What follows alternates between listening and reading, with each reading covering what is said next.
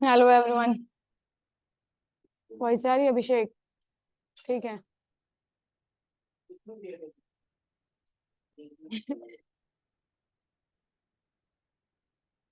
आकाश मौर्य कितनी सारी जो है अलग अलग बैकग्राउंड चेंज चेंज कर करके ट्राई करोगे? हाँ, जब तक क्लास नहीं चल रही है तब तक तुम अलग अलग बैकग्राउंड ही ट्राई कर लो।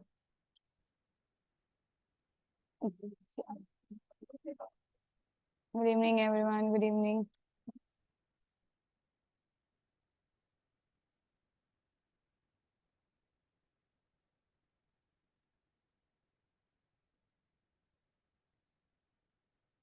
अब तुम क्राउन के साथ आ गए हो।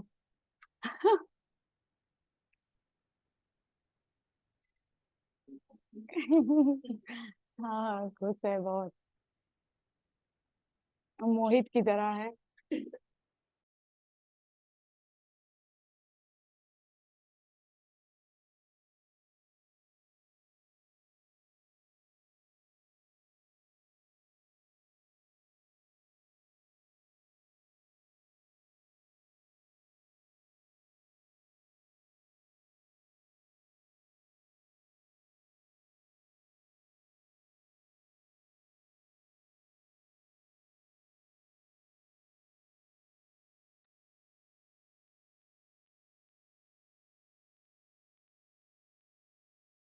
हेलो भाई। हाँ,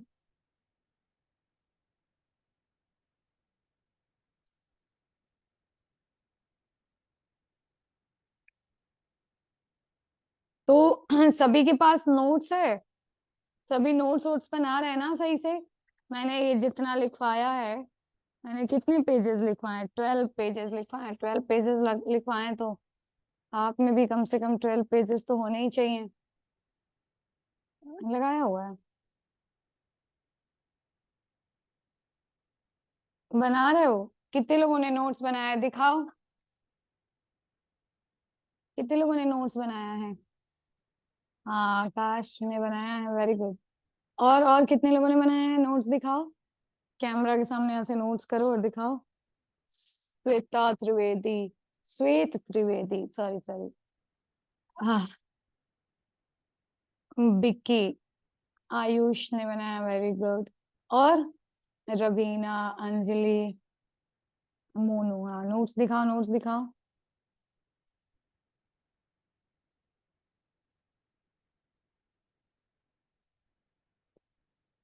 ये देखो क्या दिखाने लगी तुम। हाँ।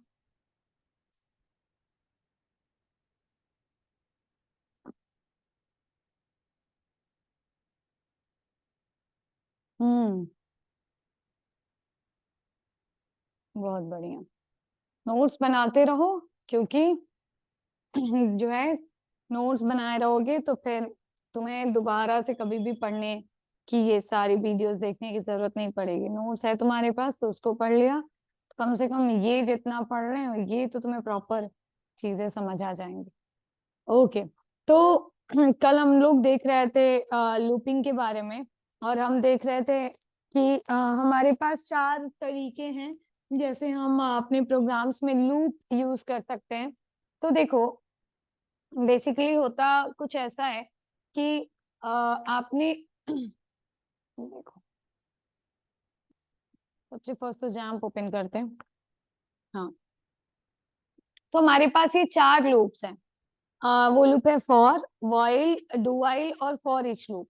अगर कोई भी ऐसा टॉपिक है जिसका डिफिनीशन मैंने प्रॉपर नहीं लिखवाया, जैसे इफ एल्स का मुझे लग रहा है मैंने प्रॉपर नहीं लिखवाया है, तो तुम बताना, मैं उसका डिफिनीशन तुम्हें लिखवा दूंगी। लेकिन फिर भी हमने जितना बताया है वो भी तुम उसको अपने लैंग्वेज में अगर लिख पाओगे तो सही रहेगा। प्लस हमेशा कोशिश करो ना कि प्रॉपर हेडिंग दो। बहुत सारा क्या होता है ना कि अगर आपने एक ही में बहुत सारा टेक्स्ट लिख दिया है, तो जैसे आपने पूरा एक इतना बड़ा आपने पूरा पैराग्राफ लिख दिया, तो उस पैराग्राफ को कोई पढ़ता नहीं है। वो पैराग्राफ आपका जो है वेस्ट है। वो सिर्फ कोई देखेगा और उस पे आपको थोड़े से मार्क्स देके हटा देगा।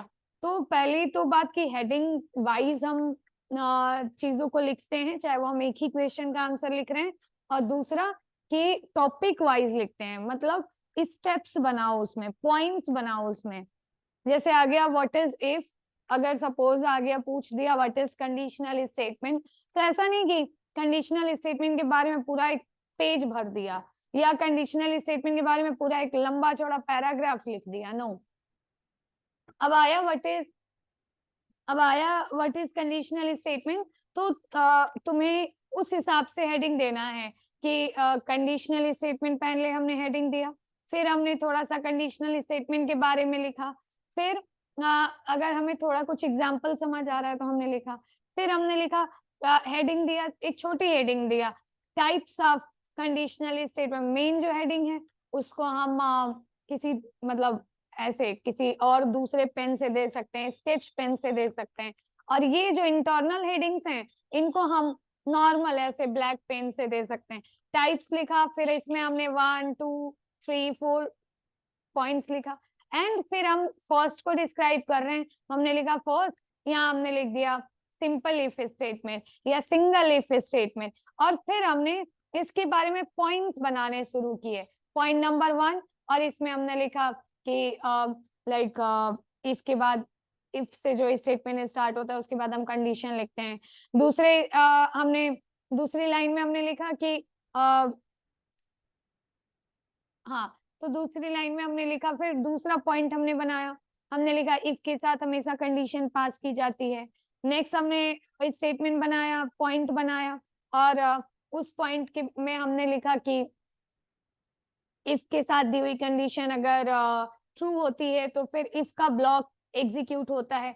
नेक्स्ट पॉइंट हमने बनाया और हमने लिखा कि अगर हम इफ ब्लॉक के बाद कर्ली ब्रैकेट्स नहीं लगाते, इफ के कंडीशन लिखने के बाद कर्ली ब्रैकेट्स नहीं लगाते, तो इफ के नीचे लिखी हुई एक लाइन कंडीशन के आधार पे एग्जीक्यूट होती है, बाकी सारी लाइंस आउट ऑफ इफ कही जाती हैं। तो ऐसे पॉइंट्स बना बना के लिखोगे, और सबसे इंपॉर्टेंट कुछ भी लिखा तो एक एग्जाम्पल दे दिया, अगर प्रोग्रामिंग है तो ये बेस्ट तरीका है।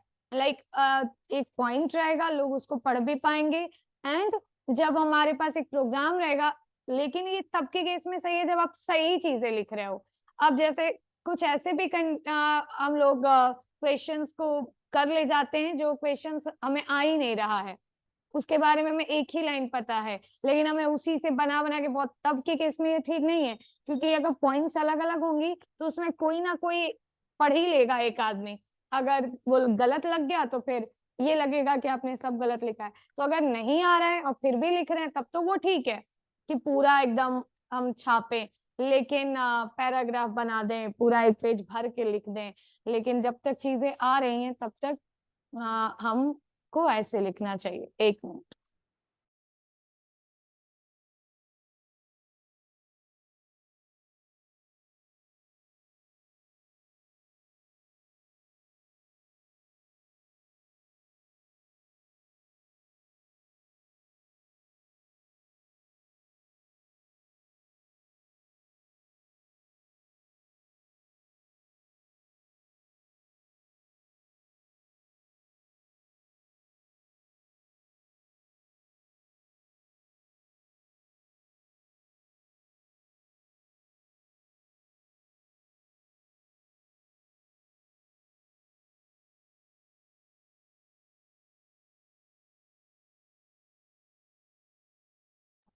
ओके, तो ऐसे अभी नेक्स्ट अब हमें लूप के बारे में देखना है, लूपिंग स्टेटमेंट्स के बारे में देखना है, तो हम देखते हैं। सबसे फर्स्ट हमने नोटपैड ओपन किया,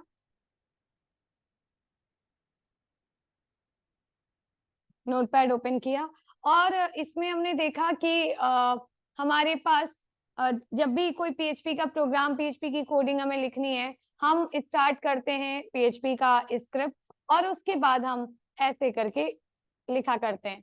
देखो एक बात है जो तुम्हें ध्यान देने की जरूरत है, और वो ये है कि जब भी तुम कोई भी स्टेटमेंट लूपिंग का लिखोगे, जैसे सबसे फर्स्ट इसको थोड़ा सा समझाते हैं, फिर उसके बाद हम काम करेंगे।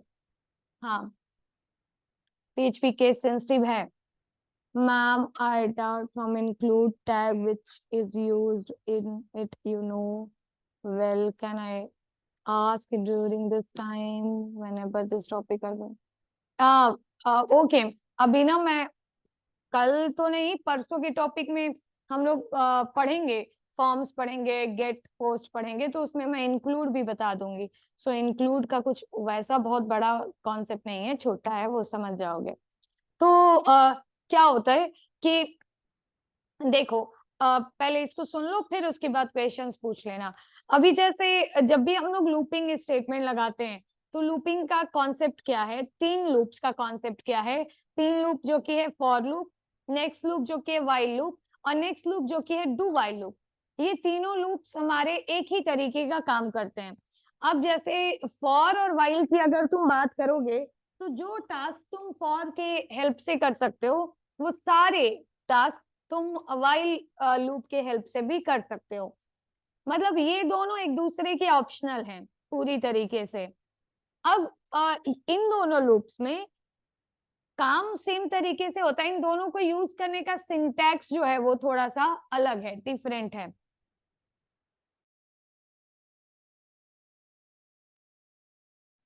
ओके तो हाँ तो अभी फॉर व्हाइल ये जो दोनों लूप्स हैं ये एक दूसरे के आप कह सकते हो ऑप्शनल है मतलब सेम टास्क आप जो फॉर लूप के हेल्प से कर सकते हो आप लगभग उसे व्हाइल लूप के हेल्प से भी कर सकते हो अब कैसे तो देखो जब भी हम लूपिंग स्टेटमेंट्स का यूज करते हैं लूपिंग हमें ये बताता है कि आपने आपने जैसे आपने इफ लिखा और कल मैं बता रही थी इस बारे में इफ के बाद आपने कंडीशन लिखा आपने इफ लिखा और इफ के बाद आपने कंडीशन लिखा और कंडीशन के बाद आपने ब्लॉक बनाया तो इसके अंदर इस कर्ली ब्रैकेट के अंदर जो भी लाइन आप लिखोगे जो भी लॉजिक आप लिखोगे वो लाइन एग्जीक्यूट होगी मिनिमम जीरो टाइम एग्जीक्यूट भी हो सकती है मतलब जीरो टाइम का मतलब एग्जीक्यूट ही ना हो किस केस में जब ये कंडीशन फॉल्स रिटर्न कर रही हो और मैक्सिमम एग्जीक्यूट होगी कितनी बार वन टाइम ये इफ का ब्लॉक है हाँ ऐसे बट अब ये जो लूपिंग की बात होती है जब भी हमारा कोई लाइन स्टेटमेंट का मतलब है लाइन ऑफ द प्रोग्राम तो जब भी हमारा कोई स्टेटमेंट फॉर से स्टार्ट होता है या जब भी हमारा कोई स्टेटमेंट व्हाइल से स्टार्ट पहले इन दोनों के बारे में देखते हैं क्योंकि ये दोनों लूप एक दूसरे के सिमिलर हैं मतलब अगर आपको एक फॉर लूप समझ आता है आपको व्हाइल भी डेफिनेटली समझ आएगा या आपको व्हाइल समझ आता है तो आपको फॉर लूप भी डेफिनेटली समझ आएगा अब बात करते हैं अगर हमने फॉर लूप बनाया अगर हमने फॉर के साथ कोडिंग स्टार्ट की सबसे पहली बात कि जैसा हमने पढ़ा है कि पीएचपी में हर स्टेटमेंट के बाद सेमीकोलन लगाते हैं बट फॉर या फिर इफ या जिसका ब्लॉक क्रिएट करना हो उसके बाद हम सेमीकोलन नहीं लगाते जैसे स्विच एक्सप्रेशन लिखने के बाद सेमीकोलन नहीं लगाते उसका ब्लॉक क्रिएट करते हैं फॉर के बाद हम सेमीकोलन नहीं लगाते उसका ब्लॉक क्रिएट करते हैं नेक्स्ट थिंग कि एक सिंपल सा कॉन्सेप्ट है अगर हम बात करें फॉर लूप की तो इसका सिंटैक्स ये कहता है कि सबसे फर्स्ट आप इसे देखो लूपिंग स्टेटमेंट्स के अंदर तीन स्टेटमेंट्स आते हैं जो इंपॉर्टेंट स्टेटमेंट्स हैं मतलब तीन अलग अलग तरीके का टास्क हमें करना पड़ता है वो कौन कौन सा टास्क है थ्री इंपॉर्टेंट स्टेप्स जो हैं हमारे लूपिंग स्टेटमेंट के वो इंपॉर्टेंट स्टेप्स हैं पहला जो कि है इनिशियलाइजेशन वैल्यू जो कि है लूप का इनिशियलाइजेशन वैल्यू का मतलब होता है हाँ इनिशियलाइजेशन वैल्यू का मतलब होता है starting value for the loop दूसरा जो हमारा लूप का इंपॉर्टेंट पॉइंट है वो है कंडीशन बताता है last step for the loop last step का मतलब है कहाँ के बाद लूप को अब और आगे नहीं जाना है कहाँ के बाद लूप को स्टॉप हो जाना है और तीसरा जो इसका इंपॉर्टेंट स्टेप है वो है क्या अपडेशन और अपडेशन क्या बताता है अपडेशन नेक्स्ट स्टेप बताता है तो ये तीनों आपके पास जो है इंपॉर्टेंट स्टेप्स हैं जो आपको फॉर लूप में भी यूज करना है व्हाइल लूप में भी यूज करना है कैसे देखो अब जैसे लूपिंग का क्या मतलब है, लूपिंग का मतलब ये है कि सबसे पहली चीज ये है कि आपने लिखा फॉर, और किसी प्रोग्राम में डायरेक्ट मैं यहां से समझाती हूँ, आपने किसी स्टेटमेंट में, स्टेटमेंट का मतलब लाइन, आपने किसी भी प्रोग्रामिंग, हर प्रोग्रामिंग में ये बात लागू होती है, आपने किसी प्रोग्रामिंग में एक लाइन स्टार्ट किया फॉर से, और आपने ऐसे ब्रैकेट बनाया, और फॉर के बाद हम जानते हैं हम कर्ली ब्रैकेट लगाते हैं, आपने कर्ली ब्रैकेट लगाया। मैं कहूँ अभी मैं इस प्रोग्राम को रन कराऊं, क्या ये सही है? मैं कहूंगी नहीं। कैसे नहीं सही है? देखो, अब जैसे हमने ये p10.php है हमारा, इसको हम स्टार्ट करते हैं। हमने लिखा लोकल होस्ट और हमने प्रोग्राम लिखा p10.php। एरर है, क्या एरर है? ये कह रहा है expecting semi colon, expecting semi colon. अब सेमी कॉलन का मतलब, जब भी हम फॉर लूप लिखेंगे और फॉर के बाद हम ऐसे ब्रैकेट्स बनाएंगे, तो इस पैरेंथेसिस के बीच में 2 सेमीकोलन जरूर आना चाहिए। फॉर का सिंटेक्स क्या कहता है?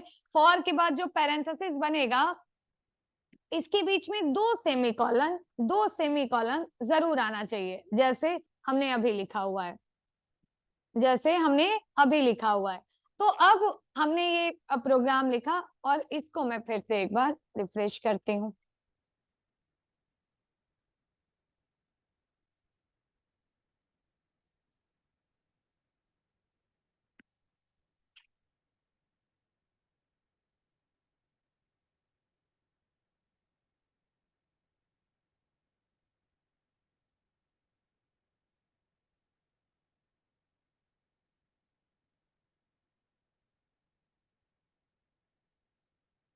ओके, तो अब देखने को तुम्हें मिल रहा है क्या? अब हमें देखने को मिल रहा है कि अब ऐसे तुमने लिखा, अब हमें देखने को क्या मिल रहा है? यहाँ पे ये चलता ही रह रहा है, चलता ही रह रहा है, चलता ही रह रहा है। और ऐसा क्यों हो रहा है? ऐसा इसलिए हो रहा है क्योंकि अभी आपका ये लूप है। जैसे इसके अंदर मैं एक स्टेटमेंट भी लिख दूं तब तुम्हें समझ आएगा। अभी मैं यहाँ लिख दूं इको, और इको के बाद मैं लिख दूं टेक्सपाइल, और टेक्सपाइल के बाद मैं एक ब्रेक लाइन HTML का प्रिंट करा दूं और सेमीकोलन लगा दूं। अब तुम्हें देखने को मिलेगा कि टेक्सपाइल अगर मैंने लिखा है वो कितनी बार एग्जीक्यूट हो रहा है। इसको कट करती हूँ, फिर से रिक्वेस्ट भेजते हैं, तब समझ आएगा। हमने लिखा लोकल होस्ट // p10.php, रन कराया, और ये तुम्हें देखने को मिल रहा है ये रन होता रह रहा है, होता रह रहा है, और ऐसा क्यों हो रहा है? क्योंकि पहली बात सभी को समझ आई कि फॉर के अंदर अगर हम ये नहीं लगाते, 2 सेमीकोलन नहीं लगाते और कर्ली ब्रैकेट लगा के स्टेटमेंट लिखते, तो ये एक तरीके की गलती हो जाती। ये एक तरीके का क्या हो जाता? गलत हो जाता। स्टेटमेंट ही गलत है। मैंने लिखा p10.php और ये स्टेटमेंट ही गलत है। जैसे अभी एरर आने लगेगी। ओके, तो अभी एरर आने लगेगी। फिलहाल अभी अगर, सॉरी ये सेव ही नहीं हुआ था, यहाँ रेड दिखा रहा है अभी भी।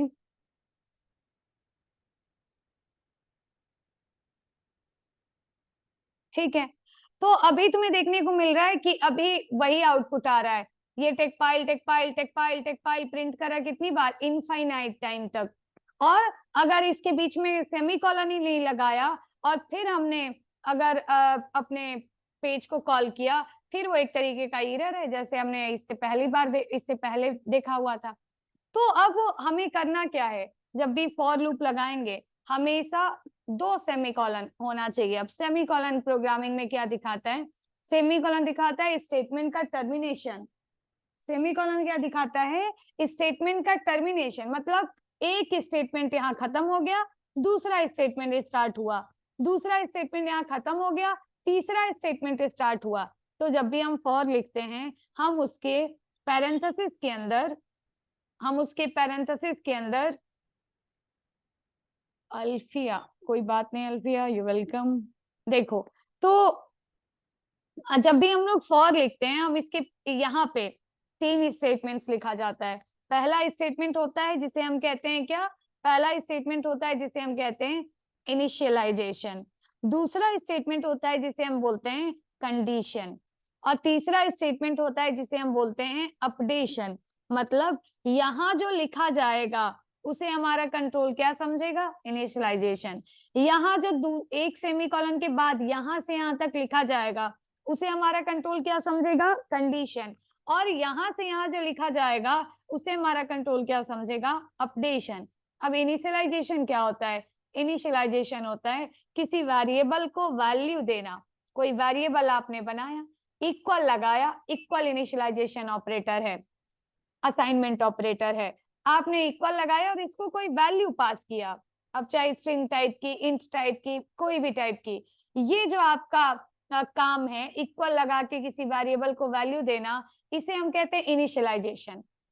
तो यहाँ पे जो लिखा जाता है वो हम कोई वेरिएबल क्रिएट कर सकते हैं और उस वेरिएबल को हम कोई वैल्यू, स्टार्टिंग वैल्यू जिसे हम कहते हैं इनिशियल, इनिशियल का मतलब होता है स्टार्टिंग वैल्यू, स्टार्टिंग वैल्यू देते हैं। अब इनिशियलाइजेशन हमारा ये बताता है कि सबसे फर्स्ट लूप एग्जीक्यूट कैसे होता है। लूप के एग्जीक्यूट होने का स्टेप ये है, सबसे फर्स्ट स्टेप है एंट्री टू द लूप। पहला स्टेप है कि ऊपर वाली सारी लाइंस एग्जीक्यूट हुई और हमारा कंट्रोल लूप में आ गया। लूप में एंट्री करो और पहला जो आपका स्टेटमेंट मिलेगा एंट्री करने के बाद, वो आपका जो स्टेप होगा, पहला जो आपका स्टेटमेंट एग्जीक्यूट होगा वो होगा कौन सा, initialisation. Execute the initialisation, execute the initialisation. और इनिशियलाइजेशन लिखा कहाँ है, इनिशियलाइजेशन लिखा हुआ है, इनिशियलाइजेशन लिखा हुआ है यहाँ। अब दूसरा क्या है, दूसरा है कंडीशन। कंडीशन का क्या काम है, कंडीशन का काम है, हम एक बात जानते हैं कि जब तक लूप तब तक एग्जीक्यूट होता रहेगा जब तक यहाँ दी हुई कंडीशन क्या हो जाए, फॉल्स हो जाए। लूप तब तक एग्जीक्यूट होता रहेगा जब तक यहाँ दी हुई कंडीशन फॉल्स ना हो जाए। अब यहाँ मैंने कंडीशन आप सबको पता है हम कैसे लगाते हैं। जैसे कंडीशन एक ऐसा स्टेटमेंट है जो हमेशा ट्रू या फॉल्स रिटर्न करता है। मैंने एक कंडीशन लगा दिया, मैंने लिखा a is greater than 10। Dollar a की जो वैल्यू है वो बड़ी है, किससे बड़ी है, 10 से। तो इनिशियलाइजेशन के बाद हमेशा क्या होता है, एग्जीक्यूट कंडीशन, कंडीशन चेक होती है। एग्जीक्यूट कंडीशन कह सकते हो या चेक कंडीशन कह सकते हो। जब भी कंडीशन चेक होती है इसके दो रिजल्ट्स हो सकते हैं। पहला रिजल्ट हो सकता है कि कंडीशन ट्रू हुई और दूसरा रिजल्ट हो सकता है कि कंडीशन फॉल्स हुई। इसके दो रिजल्ट हो सकते हैं। अगर कंडीशन ट्रू हुई तो फिर क्या करना है, चौथा स्टेप है, अगर कंडीशन ट्रू हुई तो चौथा स्टेप है statement of the loop. Statement of the loop कह लो, इसको बॉडी ऑफ द लूप कह लो, इसको ब्लॉक ऑफ द लूप कह लो, कुछ भी कह लो। जैसे ही कंडीशन ट्रू हुई, कंडीशन का आउटपुट क्या आया, ट्रू आया, तुरंत हमारा जो लूप का ब्लॉक है वो क्या होने लगेगा, एग्जीक्यूट होने लगेगा। और लूप के ब्लॉक के एग्जीक्यूट होने के बाद ये पूरा, जब भी लूप की क्लोजिंग के पास कंट्रोल आता है तो नेक्स्ट वाली लाइन एग्जीक्यूट नहीं करता, फिर से वापस लूप के पास ही ट्रांसफर हो जाता है। मतलब पांचवा जो स्टेटमेंट एग्जीक्यूट होगा वो होगा कौन सा, अपडेशन, जो कहाँ लिखा गया है, यहाँ लिखा गया है। एंड अपडेशन के बाद फिर से होने लगेगा, फिर से स्टार्ट हो जाएगा गो टू स्टेप 3। और ऐसा तब तक होता रहेगा जब तक कंडीशन क्या हो जाए, फॉल्स ना हो जाए। जैसे कंडीशन फॉल्स हुई तो क्या हो जाएगा, control will transfer out of the loop. Control transfer हो जाएगा कहाँ, लूप के बाहर। तो इस तरीके से हमारा फॉर का लूप एग्जीक्यूट होता है।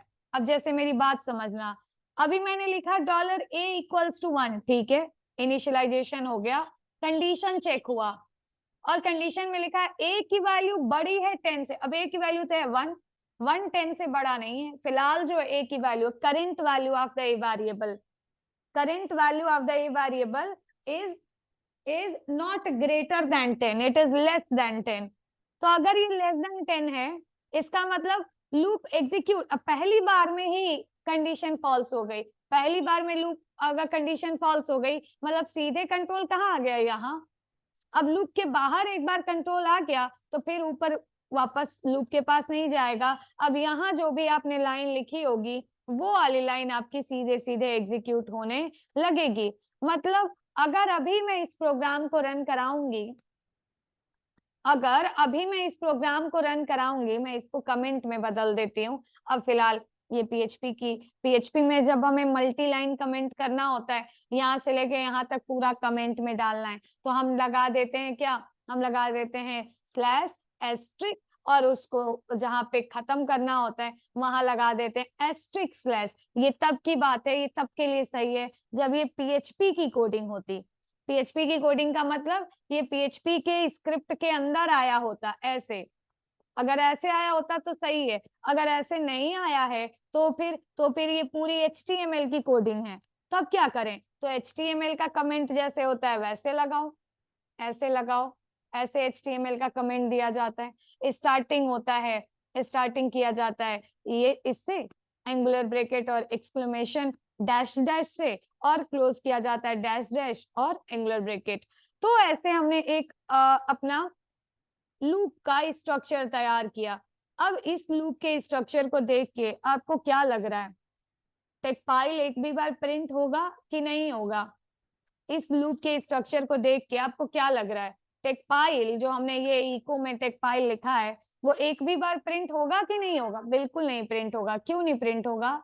क्योंकि फर्स्ट टाइम में ही हमारी कंडीशन क्या हो जाएगी, फॉल्स, और कंडीशन फॉल्स हो गई तो सीधे कहाँ पहुंच जाएगा, लूप के बाहर। आउट ऑफ लूप ये एग्जीक्यूट होगा कि नहीं? बिल्कुल होगा, क्योंकि ये एक सिंगल लाइन स्टेटमेंट है जिसका लूप से कोई लेना देना नहीं है। ये प्रोग्राम की इंडिपेंडेंट स्टेटमेंट है जो एक बार हमेशा एग्जीक्यूट होगी। तो अभी के केस में अगर मैंने पिछला जो भी ये पास किया था, पहले ये एरर आ रही थी जब हम लोगों ने वो फॉर लूप बनाया था और हमने सेमीकोलन नहीं दिया था। अब हमने इसको सेव करा दिया है चेंज करके, फिर से ये देखो सेव हो गया है। और सेव करने के बाद मैं फिर से एक बार इसको रिफ्रेश करती हूँ और एक ही स्टेटमेंट प्रिंट हो रहा है, कौन सा, आउट ऑफ द लूप। क्यों? क्योंकि लूप चला ही नहीं। लूप नहीं चला तो लूप के बाद जो लाइन लिखी थी वो तो चलेगी ही चलेगी, उसका लूप के कंडीशन से कोई लेना देना नहीं है। लूप के से लेना देना किसका है, इसका है, इस वाले इको का है। अब बात ये आती है कि कि अगर कंडीशन ट्रू हुई, ऐसे अगर कंडीशन ट्रू हुई, हमने कंडीशन में ये वाला रिलेशनल स्टेटमेंट लगा दिया। ये रिलेशनल स्टेटमेंट का मतलब ये वाली वैल्यू बड़ी है, ये रिलेशनल स्टेटमेंट ये जिसकी तरफ ओपन है वो वैल्यू ग्रेटर है, ये दिखाता है। तो अभी हम कह रहे हैं $a की जो करंट वैल्यू है उससे 10 बड़ा है। $a की करंट वैल्यू यहाँ से मिल रही है 1 और हम कह रहे हैं उससे 10 बड़ा है, बिल्कुल बड़ा है। अब हमारी जो कंडीशन है वो क्या है, कंडीशन जो है वो क्या है, ट्रू है। अब कंडीशन अगर ट्रू है, अगर इनिशियल वैल्यू, अब मुझे ये आप इस स्ट्रक्चर को जो मैंने यहाँ पे स्ट्रक्चर लिखा है, इस स्ट्रक्चर को देख के कोई ये बताए कि इस फॉर लूप के अंदर जो ये वाला स्टेटमेंट है वो कितनी बार एग्जीक्यूट होता है।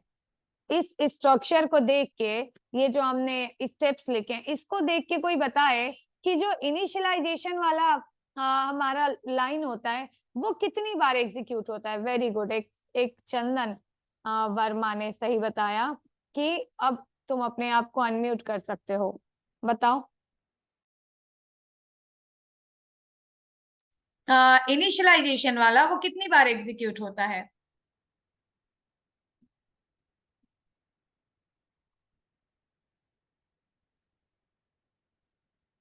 रिप्लाई करो। हाँ देखो, अब मुझे क्लियर आवाज नहीं आई आयुष तुम्हारी। तो कितनी बार एग्जीक्यूट होता है? एक बार, मात्र कितनी बार? एक बार। यहां से देखो, लूप के अंदर आया, इनिशियलाइजेशन एक बार एग्जीक्यूट हुआ, कंडीशन चेक हुआ, फिर अगर ट्रू हुआ तो स्टेटमेंट एग्जीक्यूट हुआ, फिर अपडेशन हुआ और कहाँ चले गए, गो टू स्टेप 3, मतलब यहां से यहां तक, बार बार रिपीट होगा, बार बार रिपीट होगा, बार बार रिपीट होगा। कब तक रिपीट होगा? जब तक कंडीशन ट्रू रहेगी। मतलब बार बार कंडीशन चेक करो, स्टेटमेंट एग्जीक्यूट करो, अपडेट करो, फिर कंडीशन चेक करो, स्टेटमेंट एग्जीक्यूट करो, अपडेट करो, कंडीशन चेक करो, स्टेटमेंट एग्जीक्यूट करो, अपडेट करो, कंडीशन चेक करो, स्टेटमेंट एग्जीक्यूट करो, अपडेट करो। ऐसा कब तक करते रहो? जब तक कंडीशन क्या है? ट्रू है। अब मैं कह रही हूं कि हाँ, अब मैं कह रही हूं कि अब जो ये मैंने लूप लिखा है, इसको मैं फिर से कमेंट में डालती हूँ, नहीं तो ये प्रिंट होने लगेगा। तो अभी ये जो हमने लूप लिखा है, इसमें क्या है? कंडीशन चेक हुआ, ट्रू है, स्टेटमेंट एग्जीक्यूट हुआ। अपडेशन में कुछ लिखा नहीं है, अपडेशन में कुछ लिखा नहीं है, तो फिर से कंडीशन चेक हुआ, अभी भी ट्रू है, स्टेटमेंट एग्जीक्यूट हुआ। अपडेशन में कुछ लिखा नहीं है, फिर से कंडीशन चेक हुआ, स्टेटमेंट एग्जीक्यूट हुआ। अपडेशन में कुछ लिखा नहीं है, फिर से कंडीशन चेक हुआ और फिर से ट्रू हुआ। और यहाँ पे कुछ लिखा, ये मैंने निकाला था ताकि ये लोग बोलें तो हमें सुनाई दे। ठीक है, एक बार क्लिक कर दो उसको। लगा रहता है ना, तो यहाँ से शायद माइक का भी यहीं कहीं से है ना, तो इसलिए दिख नहीं, वो माइक का नहीं, ये जो स्पीकर है हमारे सिस्टम का। ये ईयरफोन लगा है आपको माइक में, ये ईयरफोन। अच्छा हाँ, इस वाले को। चलो क्लिक कर दो उसको। मैम ठीक है, तो अब फिर से स्टेटमेंट एग्जीक्यूट हुआ, अपडेशन लिखा नहीं है और कंडीशन ट्रू, क्योंकि अब आप देख रहे हो कि एक बार निकाल के मैम अपडेशन की बाय डिफॉल्ट वैल्यू क्या होती है? हेलो, हेलो,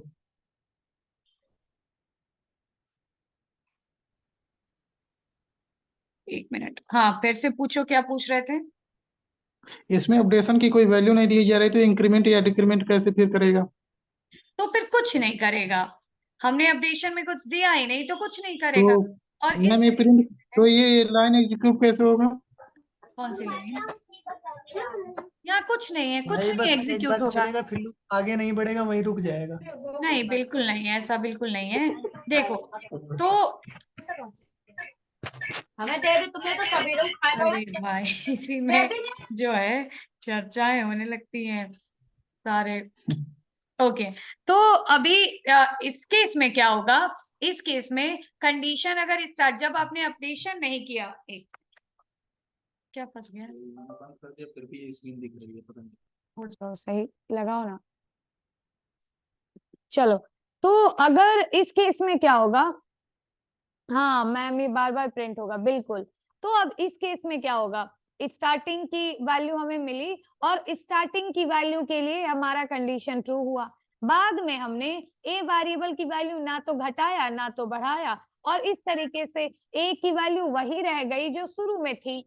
इस वजह से अब बार बार ये कंडीशन ट्रू होती रहेगी और बार बार ये स्टेटमेंट एग्जीक्यूट होता रहेगा। और इस केस में भी अगर जब हम बिल्कुल, अब जब हम फिर से इस प्रोग्राम को रन कराएंगे, देखो अभी तक सब ठीक था, लेकिन जैसे हम एक बार फिर से इसके लिए रिक्वेस्ट भेजेंगे, तो ये ऊपर देखना, ये रन होता ही रहेगा, होता ही रहेगा, होता ही रहेगा, होता ही रहेगा, और नीचे टेक फाइल ये बढ़ता ही रहेगा, बढ़ता ही रहेगा, ये खत्म ही नहीं हो रहा है। ये देखो, यहाँ से ये बढ़ता ही जा रहा है। तो इस तरीके से हाँ, बिना अपडेशन के एग्जीक्यूट होगा, बिल्कुल होगा। हम यहाँ कुछ ना लिखें तब भी एग्जीक्यूट होगा, हम यहाँ कुछ ना लिखें तब भी एग्जीक्यूट होगा, लेकिन क्या होगा ये भी आपको समझना पड़ेगा। तो अगर हम यहाँ कंडीशन नहीं लिखते हैं तो बाय डिफॉल्ट कंडीशन ट्रू मानी जाती है। मतलब अगर आप यहाँ कोई स्टेटमेंट नहीं लिखेंगे तो आपका ये लूप कभी खत्म ही नहीं होगा, चलता ही रहेगा, चलता ही रहेगा। तो ये कंडीशन लिखना जरूरी है। और कंडीशन में एक वेरिएबल यूज किया गया है, कौन सा वेरिएबल? A variable.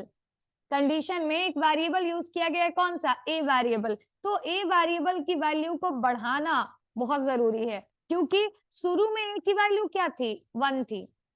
स्टार्टिंग में ए की वैल्यू क्या थी? 1 थी। मैंने कहा कि तुम्हें कुछ ऐसा करना है, मैंने कहा कि तुम्हें कुछ ऐसा करना है कि तुम्हें सपोज कि तुम्हें रूम नंबर 1, तुम कहीं पे जा रहे हो, हमने कहा तुम तुमको एक लेटर बांटना है, मैंने कहा तुम्हें फर्स्ट घर से स्टार्ट करना है और तुम्हें 10वें घर तक वो लेटर बांटते रहना है और हर घर में लेटर बांटना है। तो इसका मतलब क्या, इसका मतलब कि अगर आप एक ही जगह रह जाएंगे, अगर आप फर्स्ट वाले घर पे ही रह जाएंगे, तो फिर आप कभी यहाँ तक 10 तक पहुंचेंगे ही नहीं। और इस तरीके से हमेशा आपकी कंडीशन क्या रहेगी, ट्रू रहेगी, कि मतलब अभी भी आपका काम बाकी है, अभी भी हमारा काम बाकी है, अभी हमारा काम खत्म नहीं हुआ।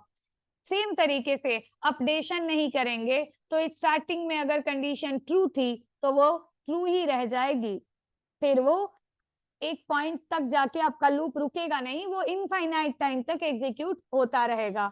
तो इस वजह से इसके अंदर हम 10 को तो चेंज कर नहीं सकते, 10 तो कांस्टेंट वैल्यू है, फिक्स रहेगी। हम वैल्यू चेंज कर सकते हैं किसकी, a की।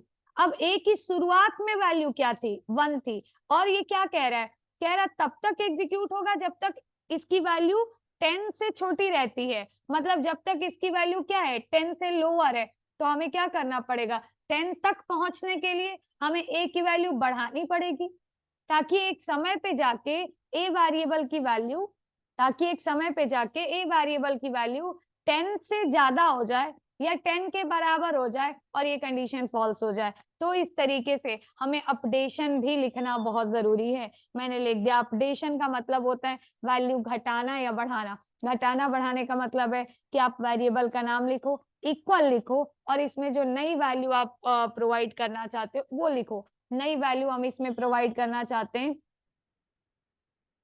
हाँ नई वैल्यू हम प्रोवाइड करना चाहते हैं ए वेरिएबल की पुरानी वैल्यू, इसमें हम प्रोवाइड करना चाहते हैं ए वेरिएबल की पुरानी वैल्यू। और अभी किया तो था सूर्यजीत, बिना अपडेशन दिए हमने एग्जीक्यूट तो कराया था, देखा नहीं तुमने, इनफाइनाइट टाइम तक एग्जीक्यूट हो रहा था। तो अभी इसमें हमने कहा कि a की पुरानी वैल्यू और उसमें हर बार क्या इंक्रीज हो जाए, +1 हो जाए, और ये a की नई वैल्यू हो जाए। इसी स्टेटमेंट को जब इस किसी वेरिएबल में हमें कुछ नई वैल्यू ऐड करके और दोबारा उसी वेरिएबल में इनिशियलाइज करना हो, तो इसी को हम एक और तरीके से लिखते हैं, और वो हम लिख सकते हैं $a++। इसका भी वही मतलब है, पुरानी वैल्यू +1 विल बी द नई वैल्यू ऑफ वेरिएबल। तो हम लिख सकते हैं ऐसे भी $a+1, या हम लिख सकते हैं ऐसे भी ++, दोनों का मतलब सेम ही है। तो अब यहाँ पे क्या होगा, अब यहाँ पे क्या होगा कि अब आप देखो, एक बार a की वैल्यू मिल गई, एक बार ये वाला लाइन एग्जीक्यूट हो गया, a को वैल्यू मिल गई, तो दोबारा ये इसको कभी एग्जीक्यूट नहीं करेगा। अब क्या करेगा, कंडीशन चेक करेगा, स्टेटमेंट एग्जीक्यूट होगा, अपडेशन होगा। कंडीशन चेक होगा, स्टेटमेंट एग्जीक्यूट होगा, अपडेशन होगा। कंडीशन चेक होगा, स्टेटमेंट एग्जीक्यूट होगा, अपडेशन होगा। याद हो गया, बार बार कंडीशन चेक होगा, स्टेटमेंट एग्जीक्यूट होगा, फिर क्या होगा, अपडेशन होगा। कंडीशन चेक होगा, स्टेटमेंट एग्जीक्यूट होगा, अपडेशन होगा, और ऐसा तब तक होता रहेगा जब तक ये दी हुई कंडीशन का आउटपुट फॉल्स ना आने लगे। तो अब कितनी बार के बाद फॉल्स आने लगेगा, कौन बताएगा कि a की वैल्यू कितनी बार इंक्रीज होगी। अच्छा बस ये बता दो कि a वेरिएबल की हम कौन सी वैल्यू यहाँ इनपुट करें जिससे इस कंडीशन का रिजल्ट फॉल्स आने लगे। a की वैल्यू यहाँ हम क्या इनपुट करें जिससे इस कंडीशन का रिजल्ट फॉल्स आने लगे। हाँ, वो a की वैल्यू, वो a की मिनिमम वैल्यू क्या होगी, a की मिनिमम वैल्यू क्या होगी जिस पे ये कंडीशन फॉल्स रिटर्न करने लगेगा, 10। a की मिनिमम वैल्यू क्या होगी जिस पे ये कंडीशन फॉल्स रिटर्न करेगा, 10।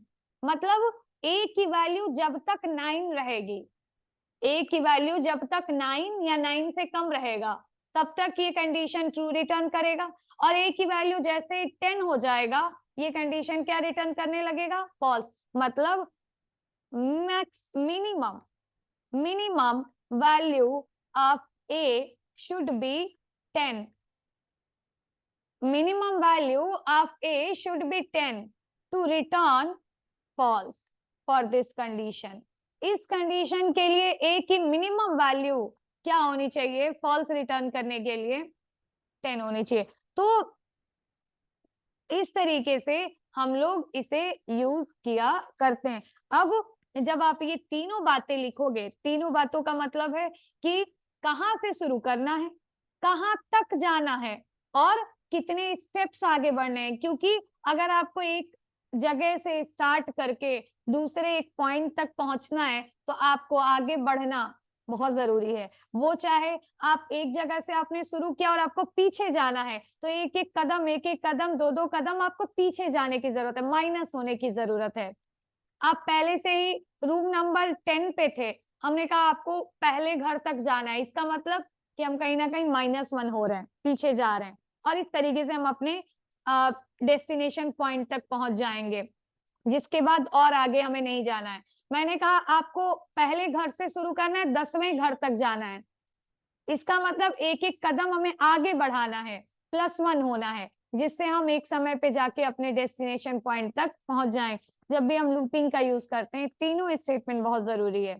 शुरू कहाँ से करना है, कहाँ तक एग्जीक्यूट होना है और स्टेप्स क्या होंगे, एक एक स्टेप आगे बढ़ना है, 2-2 स्टेप आगे बढ़ना है, ताकि एक समय पे जाके हम अपने डेस्टिनेशन पॉइंट तक पहुंच जाएं, जिसके आगे और हमें जाने की जरूरत नहीं है। ओके, तो इस तरीके से जब भी हम लूपिंग स्टेटमेंट को लिखते हैं तो हमारा ये लूप एग्जीक्यूट होता है। कोई कुछ पूछना चाह रहा था शायद, बताओ क्या पूछना चाह रहे हो। मैम कि आप बाकी लोग अपने आप को अनम्यूट रखें। अगर आप दूसरे लोगों के माइक से आवाज आएगी तो फिर हम उन्हें रिमूव करेंगे, ऐसे नहीं होता है। फिर अब पीछे से आपकी फैमिली की आवाज आने लग रही है। बताओ क्या पूछ रहे हो। जी मैम, जब अपडेशन की वैल्यू आप नहीं दे रही थी हाँ तो यहाँ यहाँ लूप इनफाइनाइट चल रहे थे, फिर कंडीशन का तो यहाँ कोई मतलब ही नहीं रहा। हाँ, बिल्कुल नहीं रहा। बिकॉज कंडीशन का मतलब सिर्फ इतना ही है, अगर आप अपडेशन नहीं दोगे तो अगर जी मैम। स्टार्टिंग में ही कंडीशन फॉल्स हो गई तब तो कोई बात नहीं है। लेकिन अगर स्टार्टिंग में पहली बार कंडीशन ट्रू हो गई, जी पहली बार अगर कंडीशन ट्रू हो गई तो फिर ये लूप रुकेगा नहीं, ये चलता ही रहेगा, चलता ही रहेगा। अगर अपडेशन नहीं दिया तो सिंपल सा मतलब ये है कि यहाँ पे लिखने से मतलब नहीं है, मतलब इससे है कि कंडीशन के अंदर जो वेरिएबल यूज किया गया है, जिसकी वैल्यू चेक होके कंडीशन ट्रू या फॉल्स रिटर्न कर रही है, उसकी वैल्यू को लूप के अंदर या यहाँ बढ़ाना घटाना बहुत जरूरी है। चाहे आप यहीं पे लिख दो $a = $a+1, कहीं ना कहीं इसकी वैल्यू को बढ़ाएंगे घटाएंगे तभी जाके वो एक समय पे जाके ब्रेक हो पाएगा। वो स्टेटमेंट चाहे आप यहाँ लिख दो, चाहे उसी स्टेटमेंट को लिखने के लिए यहाँ जगह बनाया गया तो यहाँ लिख दो। तो अगर आप इस स्टेटमेंट को यहाँ पे लिखोगे तो फिर इस स्टेटमेंट को एग्जीक्यूट करने के बाद ये वाला स्टेटमेंट एग्जीक्यूट होगा। और एक बात हम पहले से भी जानते हैं कि जब लूप का पूरा स्टेटमेंट एग्जीक्यूट हो जाता है तो वापस से कंट्रोल हमारा यहाँ आता है अपडेशन में, तो वही लाइन आप यहाँ भी लिख सकते हो। तो इस तरीके से अगर हम अपडेशन नहीं लिखेंगे, कंडीशन हमारी मतलब कंडीशन में जो वेरिएबल यूज हुआ है अगर उसकी वैल्यू बढ़ाएंगे घटाएंगे नहीं तो लूप इनफाइनाइट टाइम तक चलता रहेगा। Okay ma'am, thank you. बताओ और कोई कुछ पूछना चाहता है इसमें।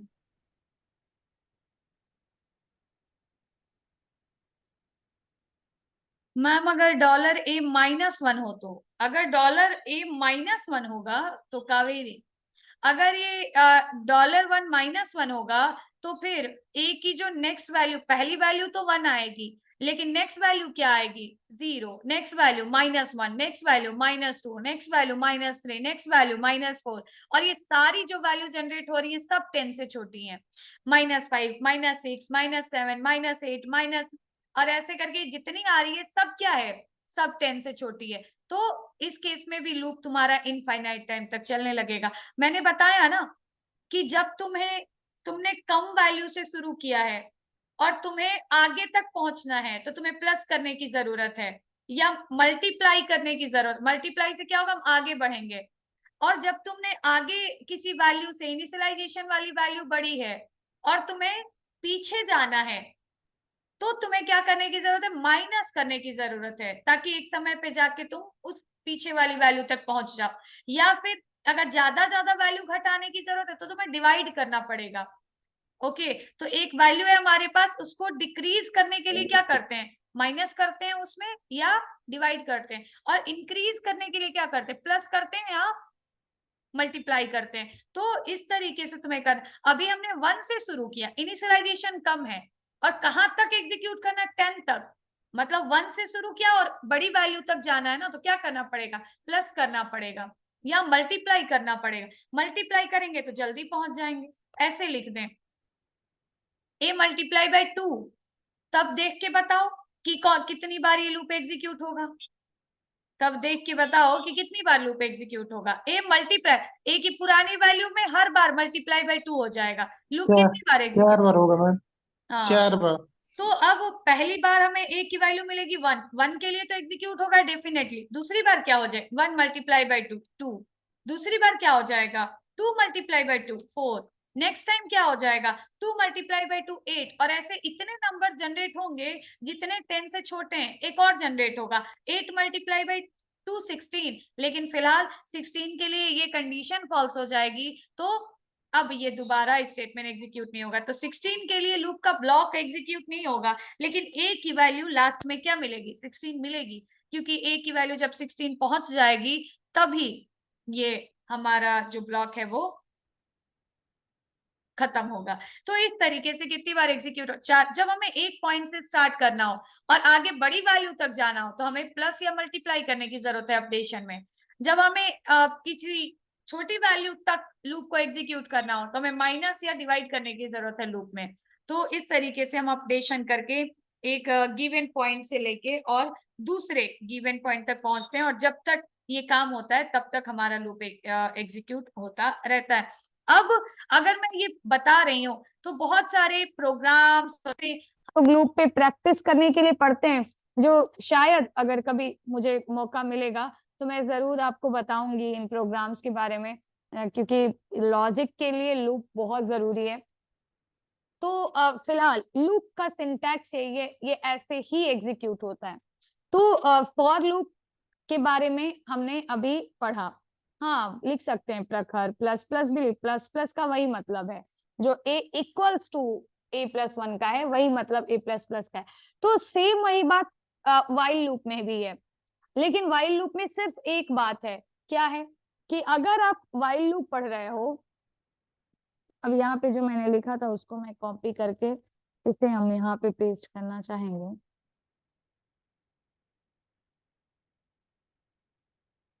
ठीक है, ये फॉर लूप के बारे में। तो यहाँ पे हमने देखा फॉर लूप के बारे में। अब नेक्स्ट हमें देखना है वाइल लूप के बारे। अब वाइल लूप मैंने अभी बताया कि अगर तुम्हें फॉर लूप समझ आता है तो तुम्हें वाइल लूप भी समझ आता है, तुम्हें मान लो, क्योंकि फॉर लूप और वाइल लूप एक ही तरीके से हैं। ये दोनों जो काम आप, जो टास्क आप फॉर लूप के हेल्प से कर सकते हैं वो टास्क आप वाइल के हेल्प से भी कर सकते हैं, बशर्ते थोड़ा सा अंतर है इसमें। वही जो 3 स्टेटमेंट फॉर लूप में लिख दिए जाते हैं, इनिशियलाइजेशन, कंडीशन और अपडेशन फॉर के पैरेंथेसिस के अंदर ही लिख दिया जाता है, वही 3 स्टेटमेंट लूप वाइल लूप में एक साथ नहीं लिखे जाते हैं, उनके लिए अलग अलग आपको स्टेटमेंट चूज करना पड़े। तो यहाँ पे क्या है, जैसे इस लूप में बताना, इस प्रोग्राम के अंदर सभी को रिप्लाई करना है इस बार। अगर मैं इनिशियलाइजेशन ना दूं, ऐसे मैं लिख दूं, तब बताओ ये प्रोग्राम सही है कि गलत है। अगर मैं इनिशियलाइजेशन ना दूं और ऐसे लिख दूं, तब बताओ। अब मैं रन करा रही हूं, मैंने लिखा लोकल होस्ट, मैंने लिखा लोकल होस्ट /p10.php।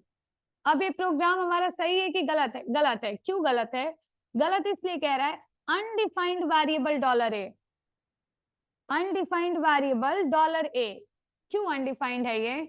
क्योंकि आप डायरेक्ट ए वेरिएबल को कंडीशन में यूज, आप कह रहे हो ए की वैल्यू 10 से छोटी है कि बड़ी है। भाई कैसे, ए है क्या, कहां से आया? तो पहले जब हम ऐसे लिखते हैं पीएचपी में $a इक्वल्स टू समथिंग, तो एक ही स्टेटमेंट में 2 काम होता है, वेरिएबल डिक्लेयर भी हो गया कंप्यूटर की मेमोरी में और साथ ही साथ इसको एक वैल्यू भी मिल गई, तब जाके आप आगे इस वेरिएबल को जहां आपको यूज करना है वहां पे आप यूज कर सकते। तो ये तरीका सही है, पहले हम वेरिएबल को डिक्लेयर जरूर करेंगे। अब रिफ्रेश किया हमने,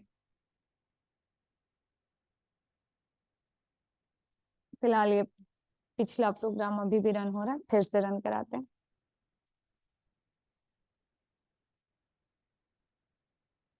P10 ही था ना?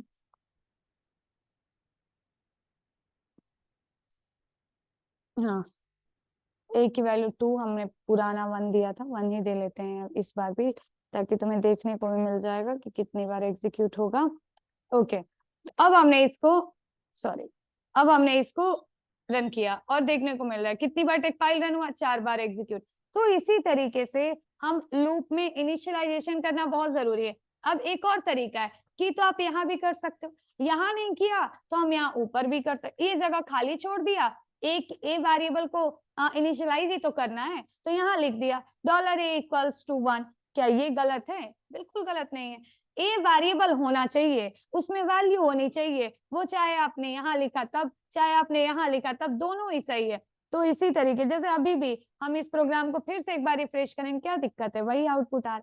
तो इसी तरीके से जब हम लोग व्हाइल लूप का यूज करते हैं, व्हाइल का सिंटैक्स है कि लूप के चलने से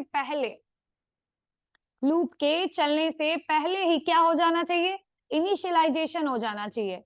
वेरिएबल जिसको आप कंडीशन में यूज कर रहे हो उसको वैल्यू दे दो, उसको बना लो, उसको डिक्लेयर कर लो। अभिषेक सुनो, सत्य प्रकाश क्लिक कर दो इसको, हर्ष। हाँ,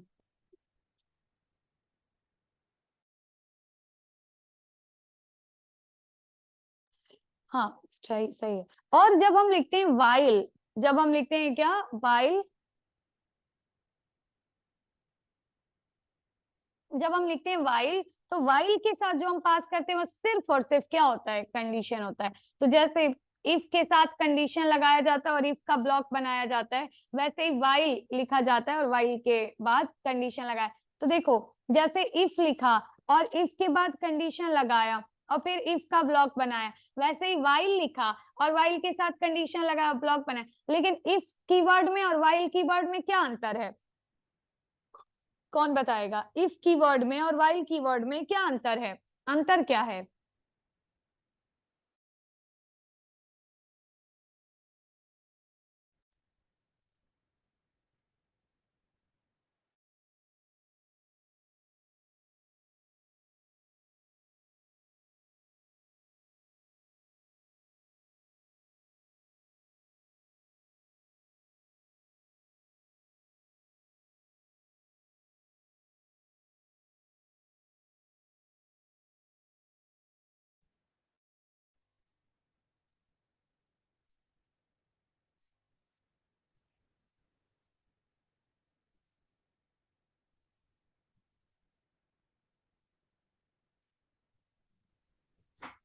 मैम वाइल में एक कंडीशन रन हो जाती है, जब वाइल में जब कंडीशन रन होती है तो ये पहले जब वाइल का लूप चलता है तो इसमें पहले कंडीशन चेक होती है, लेकिन जब डू वाइल का लूप चलता है तो उसमें एक बार लूप चल जाता है, लेकिन लास्ट में जब बाहर निकलने लगते हैं तब कंडीशन चेक होती है। कहने का मतलब है कि उसमें एक बार एग्जीक्यूट तो हो नहीं, जाता है हमने लेकिन वाइल और डू वाइल पूछा ही नहीं ना, वो तुम सही बता रहे हो, लेकिन वाइल और डू वाइल हमने पूछा ही नहीं। हमने तो पूछा इस तरीके से, हम एक वाइल कीवर्ड के बाद कंडीशन लिख रहे हैं और एक इफ लिखने के बाद कंडीशन लिख रहे हैं, इन दोनों में क्या अंतर है, हमने ये मैम एक मैम इसके कंडीशन बाद और एक एक ही बार लूप है। चलेगा और वाइल के बाद रिपीट करेगा।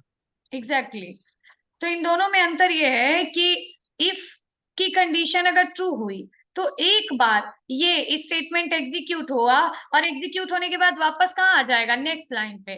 लेकिन वाइल की कंडीशन ट्रू हुई तो ये स्टेटमेंट एग्जीक्यूट करेगा सेम वैसे जो इफ में अभी हमने सुना, लेकिन एग्जीक्यूट करने के बाद यहाँ नहीं आएगा, एग्जीक्यूट करने के बाद फिर से वापस जाएगा कहाँ, वाइल के पास, और फिर से कंडीशन चेक करेगा, फिर से एग्जीक्यूट करेगा, फिर नेक्स्ट लाइन पे नहीं आएगा, फिर से वाइल के पास जाएगा, कंडीशन चेक करेगा, ब्लॉक एग्जीक्यूट करेगा, और ऐसा तब तक होता रहेगा जब तक ये कंडीशन क्या हो जाए, फॉल्स ना हो जाए। तो इन दोनों में बस ये अंतर है, इफ के बाद कंडीशन लिखा तो कंडीशन ट्रू भी हुई, तो भी एक बार ये लाइन एग्जीक्यूट हुई और उसके बाद नेक्स्ट लाइन पे आ गया कंट्रोल हमारा। लेकिन अगर व्हाइल लिखा और कंडीशन लिखा तो ये कंडीशन ट्रू हुई, ब्लॉक एग्जीक्यूट हुआ, लेकिन नेक्स्ट लाइन पे नहीं आया, फिर किसके पास गया, फिर से व्हाइल के उसी कंडीशन को चेक करने लगा हमारा कंट्रोल। और अगर फिर से अभी भी कंडीशन ट्रू है तो फिर से ब्लॉक एग्जीक्यूट हुआ, अभी भी कंडीशन ट्रू है, फिर से ब्लॉक एग्जीक्यूट हुआ। क्या एक बार ब्लॉक एग्जीक्यूट करने के बाद अभी भी ट्रू है? हाँ, फिर से एग्जीक्यूट हुआ। तो बताओ कि अगर हम चाहते हैं, अब तुम बताना, अगर हम चाहते हैं कि एक समय पे हमारी कंडीशन फॉल्स रिटर्न करने लगे, कुछ बार रिटर्न करने के बाद कंडीशन फॉल्स हो जाए, तो हमें क्या करना चाहिए? कुछ बार रन करने के बाद, बार बार ये रन करने के बाद हमारी कंडीशन फॉल्स रिटर्न करने लगे तो हमें क्या करना चाहिए? अभी फॉर में पढ़ा था, क्या करना चाहिए? उसमें मैम मिनिमम से वेरिएबल मिनिमम इंक्रीज कर वैल्यू देना देंगे चाहिए। मैम। हाँ, क्या करना चाहिए? एक बार फिर से बताएंगे। मैम वेरिएबल इंक्रीज होगा ना तभी। एग्जैक्टली जैसे मोनू ने सही बताया, पीयूष ने सही बताया, सभी ने सही बताया कि हमें क्या करना चाहिए। अगर इस कंडीशन के अंदर कोई वेरिएबल यूज हुआ है, अगर इस कंडीशन के अंदर कोई वेरिएबल यूज हुआ है तो उस वेरिएबल की वैल्यू को हमें क्या करना चाहिए? कुछ इंक्रीज या डिक्रीज, मतलब अपडेशन वाला टास्क जरूर करना चाहिए, ताकि जब वैल्यूज घटेंगी बढ़ेंगी तभी नेक्स्ट टाइम जब कंडीशन चेक होगी तो उसका कुछ और रिजल्ट आ सकता है। पहली बार ट्रू था तो फॉल्स आ सकता है, तो ऐसे करके। तो इस तरीके से व्हाइल का जो सिंटैक्स है ना, व्हाइल का जो सिंटैक्स है, अंतर इतना सही है कि फॉर लूप के सिंटैक्स में और व्हाइल लूप के सिंटैक्स में, व्हाइल के अंदर हम क्या करते हैं, इनिशियलाइजेशन पहले ही कर देते हैं, व्हाइल के साथ सिर्फ कंडीशन अप्लाई की जाती है, और व्हाइल के इसी कर्ली ब्रैकेट के अंदर स्टेटमेंट भी लिखा जाता है जिसे बार बार रन कराना है, और साथ ही साथ अपडेशन भी लिखा जाता है जिससे कंडीशन एक समय पे जाके जो है बंद हो पाए, फॉल्स हो पाए। तो जैसे कि अगर ये व्हाइल लूप के हेल्प से अगर हमें एक प्रोग्राम बनाना है तो हम देखेंगे कि हमने इसको सेव किया और हमने इसका नाम दिया p1011.php। तो हमने इसका नाम दिया, जैसे हमने लिख दिया व्हाइल, और हमने इसके पहले अगर मैं कंडीशन लगा रही हूँ, मैं लिख रही हूँ व्हाइल, और व्हाइल में मैं लिख रही हूँ $a इज लेस देन 10। अच्छा, तो क्या ये कंडीशन मेरी सही है? बिल्कुल गलत है। क्यों? क्योंकि इस कंडीशन के अंदर आप $a की वैल्यू चेक कर रहे हो, आप यूज कर रहे हो ए वेरिएबल को। ए वेरिएबल है कहाँ? कहीं है, कहीं बनाए हो, उसमें कुछ वैल्यू रखे हो, डायरेक्ट यूज में कैसे ला सकते हैं? ओके, तो इस कंडीशन को लगाने से पहले $a को कुछ वैल्यू देंगे। हमने $a बना, लिख दिया 1, और फिर इसके अंदर हमने लिखा इको $a सेमीकोलन। इसके बाद चलो कॉन्केट कर देते हैं, हमने लिख दिया ब्रेक लाइन br, कॉन्केट कर दिया, और ये जो डॉट है ये कॉन्केटनेशन ऑपरेटर है। किसी स्ट्रिंग को प्रिंट कराने के बाद कोई वेरिएबल कॉन्केट करना है, कोई एक्सप्रेशन कॉन्केट करना है, ऐसे कोई एक्सप्रेशन कॉन्केट करना है, किसी एक्सप्रेशन को लिखने के बाद स्ट्रिंग कॉन्केट करना है, फिर स्ट्रिंग के बाद कोई वेरिएबल कॉन्केट करना है, ये ऐसे करके अगर कुछ टास्क लिखना है तो फिर आपको इस डॉट की जरूरत पड़ेगी। डॉट स्ट्रिंग से वैल्यू या वैल्यू से स्ट्रिंग को एक दूसरे में कॉन्केट करने का काम कर। तो हमने ऐसे लिखा, बस इतना ही चाहिए था हमें। अब मुझे कौन बताएगा कि इस बार क्या प्रिंट होगा और कितनी बार प्रिंट होगा?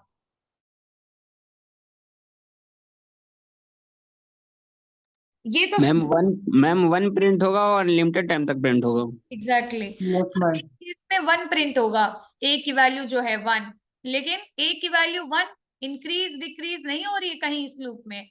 इसका मतलब हमेशा ए की वैल्यू 1 ही रह जाएगी, और ये इनफाइनाइट तक ए की वैल्यू 1 के लिए कंडीशन ट्रू होता रहेगा, और इस तरीके से लूप इनफाइनाइट टाइम तक चलता रहेगा। लूप को कहीं जाके अगर आप ब्रेक करना चाहते हो तो आपको ये अपडेशन करना बहुत जरूरी है। इसमें हमने हर बार 1 इंक्रीज किया, अगर 1 भी इंक्रीज कर रहे हैं तो एक समय पे जाके ए की वैल्यू 10 होने लगेगी, और ए की वैल्यू जब 10 हो जाएगी तो कंडीशन क्या रिटर्न कर देगा? फॉल्स। मिनिमम ए वेरिएबल की वैल्यू 10 हो जाए तो आपका कंडीशन फॉल्स हो सकता है। तो इस तरीके से हम लोग फॉर और वाइल को यूज करते हैं, बशर्ते अब अगर हम इस p11.php को रन कराएंगे तो हमें a की अलग अलग वैल्यू मिलेगी। मैम बताओ ना। $a+1 की जगह $a++ भी तो कर सकते हैं। हाँ कर सकते हैं, कर सकते हैं। ओके। तो इस तरीके से हम इन स्टेटमेंट्स को एग्जीक्यूट कराया करते हैं। अब ऐसा ही एक हमारे पास और लूपिंग स्टेटमेंट है जिसे हम कहते हैं डू वाइल। अब डू वाइल और वाइल में सिर्फ इतना सा अंतर है बेसिकली। देखो डू वाइल बहुत कम प्रोग्रामिंग में मतलब रियल लाइफ प्रोजेक्ट्स में यूज करने को मिलता है हमें। ज्यादातर जो हम लूप यूज करते हैं वो फॉर है, उससे कम हम जो लूप यूज करते हैं वो वाइल है। सबसे ज्यादा जो लूप हम यूज करते हैं फॉर ईच लूप है। तो फॉर और फॉर ईच ये दो ऐसे लूप्स हैं जो प्रोग्रामिंग में सबसे ज्यादा यूज किए जाते हैं। वाइल भी अक्सर जगहों पे यूज किया जाता है जब हम वाइल के साथ सिर्फ कंडीशन देना चाहते हैं और अपडेशन वगैरह हम लूप के ब्लॉक में ही करना चाहते हैं, तब के लिए ये सही है। लेकिन डू वाइल का यूज वैसे तो बहुत कम होता है, बट इसका एक अपना स्पेशल प्रॉपर्टी है। स्पेशल प्रॉपर्टी ये है कि अगर हम बात करते हैं फॉर और वाइल की, तो ये फॉर और वाइल जो दो लूप्स हैं इन्हें हम कहते हैं इंट्री कंट्रोल लूप। इन्हें हम कहते हैं कौन सा loop? Entry control. Entry control का मतलब क्या है? इंट्री कंट्रोल का मतलब है कि लूप में एंट्री करते वक्त ही जैसे ही लूप में एंट्री हुई, पहले क्या करो? पहले कंडीशन को चेक करो, चेक द कंडीशन फर्स्ट। हर बार हमने देखा, ये जो मैंने लिखा था फॉर के अंदर, इसमें हर बार तुमने देखा कि स्टेटमेंट तक आने से पहले एक बात है condition true, check the condition if true. हर बार स्टेटमेंट में आने से पहले check the condition if true. इसको कहते हैं एंट्री कंट्रोल। मतलब लूप में एंट्री करते वक्त check the condition first and if the condition is true, if the condition is true, go to the statement, go to the statement तक जाओ, statement को execute करो। But if the condition is false, then skip the statement। But do while loop जो है वो इसी case में थोड़ा सा अंतर है। इसको हम कहते हैं एग्जिट कंट्रोल लूप। इसको हम क्या बोलते हैं? इसे हम कहते हैं एग्जिट कंट्रोल लूप। जैसे आप कॉलेज जाते हो, एक तरीका ये है, हमने कहा कि हर स्टूडेंट के एंट्री पे आई कार्ड चेक होगा। तो हर बार क्लास करने से पहले क्या हो जाएगा? एक कंडीशन है आई कार्ड चेक कराओ, है तो आप क्लास में जाओ, नहीं है वापस जाओ। इसे कहेंगे एंट्री। एंट्री करते वक्त पहले कंडीशन आई, फिर स्टेटमेंट तक पहुंच पाओगे। लेकिन एक है एग्जिट। एग्जिट का मतलब क्या? एग्जिट कंट्रोल का मतलब है कि वही काम हमें क्लास करने जाना था, लेकिन हम क्लास करने गए और हम फिर उसके बाद जब हम वापस आने लगे क्लास करके, अपना टास्क करके, अपना स्टेटमेंट एग्जीक्यूट करा के, तब उन्होंने हमारा आई कार्ड चेक किया। अब इस केस में अगर हमारे पास आई कार्ड नहीं भी है तो भी एक बार हमने कह दिया आज के बाद मत आना, लेकिन फिर भी एक बार तो क्लास कर लिया। तो डू वाइल लूप जो है वो क्या है? वो एग्जिट कंट्रोल लूप है।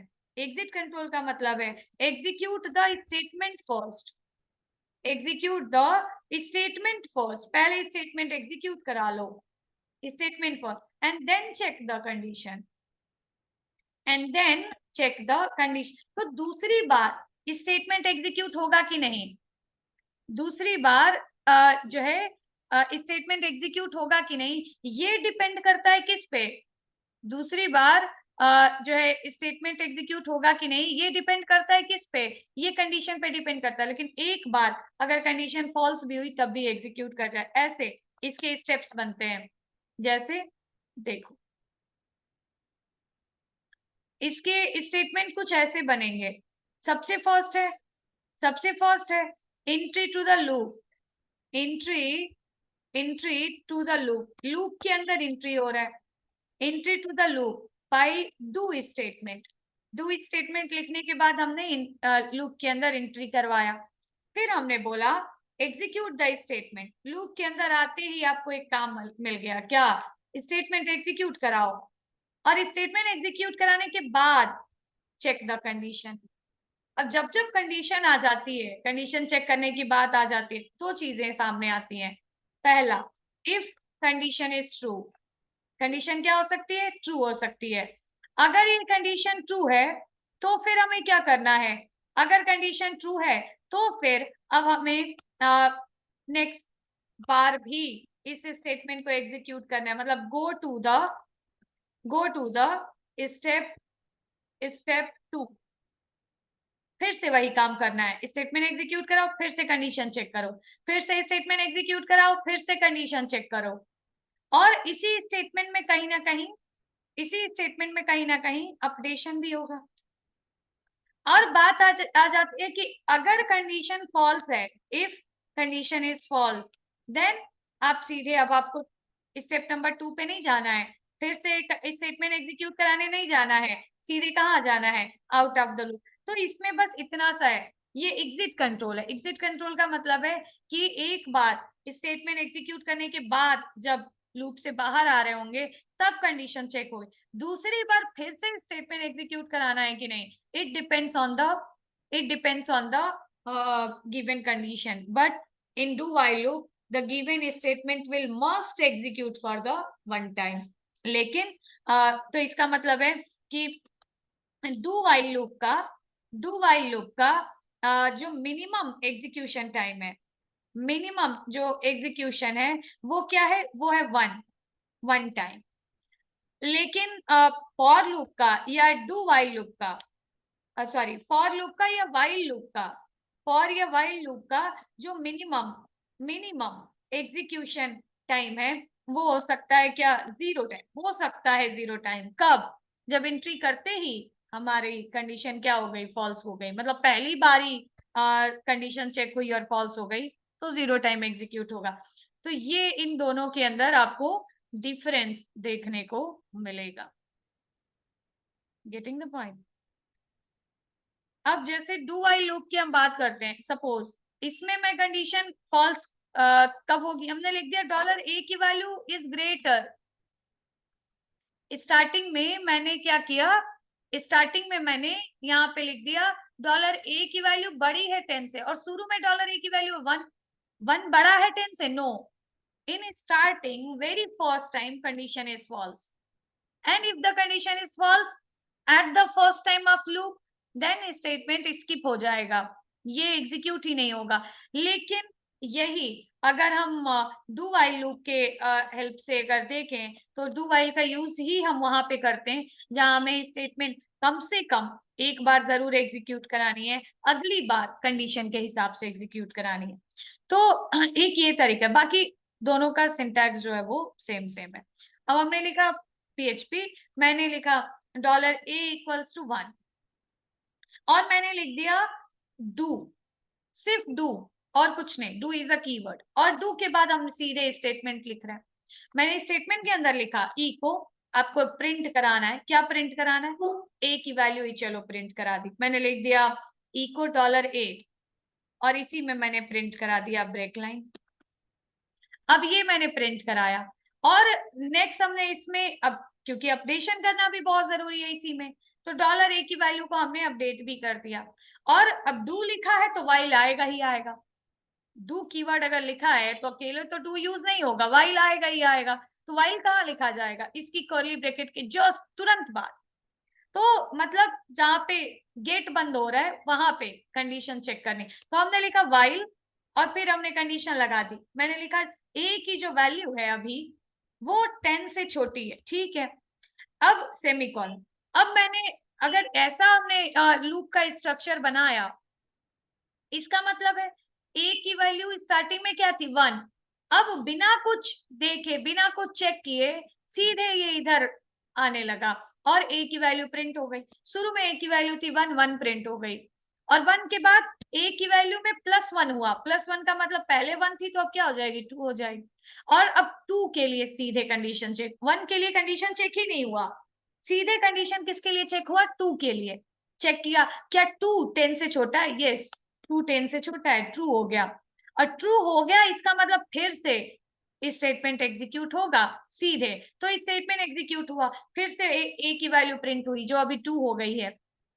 और फिर से a की वैल्यू में +1 हुआ, 2 से अब बढ़ के 3 हो जाएगा। एंड अगेन ये कंडीशन 3 10 से छोटा है, yes.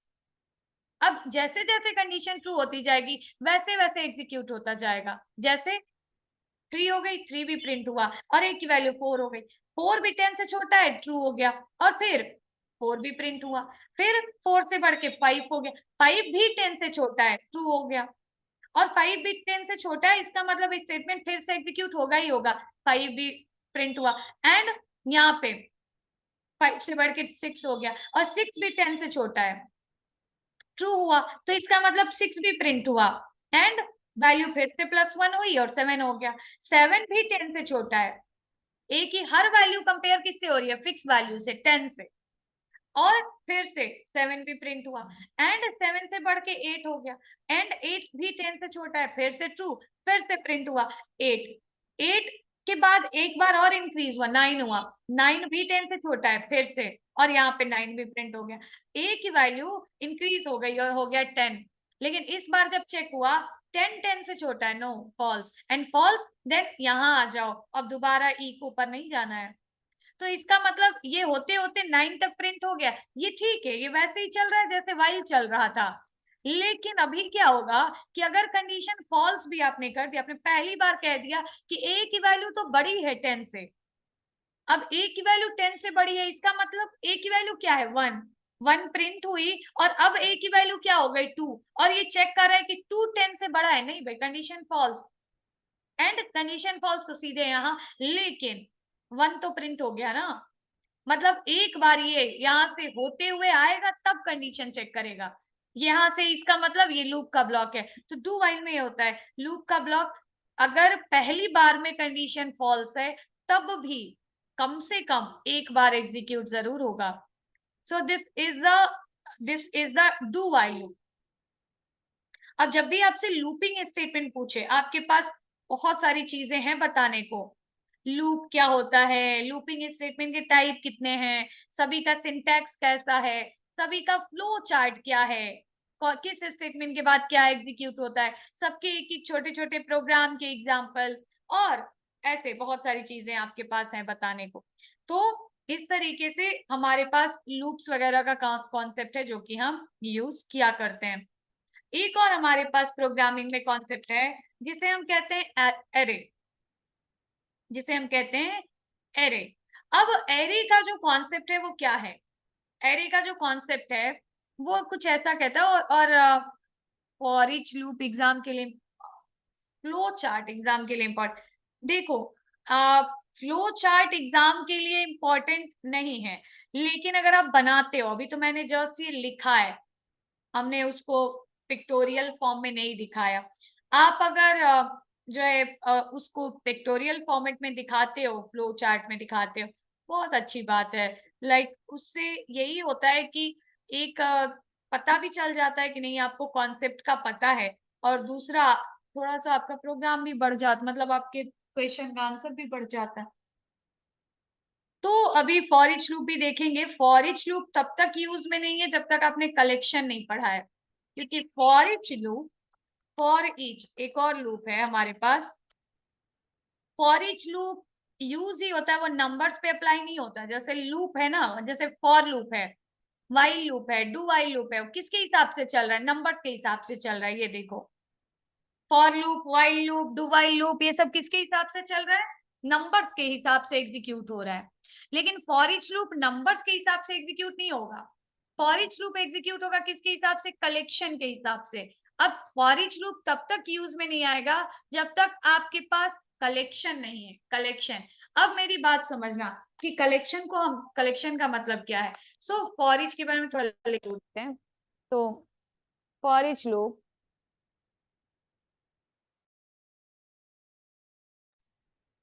For each loop press करना है।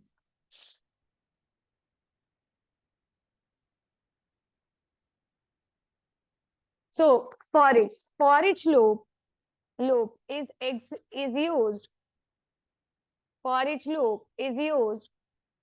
मैम एक बार डू वाइल लूप का एग्जांपल दिखा तो नहीं हो, देखो ना, तुम्हारे लिए इतना करके कब से रखा तो था, तुम नहीं देख पाई। चलो यहाँ से देखना है, यहाँ से देख लो।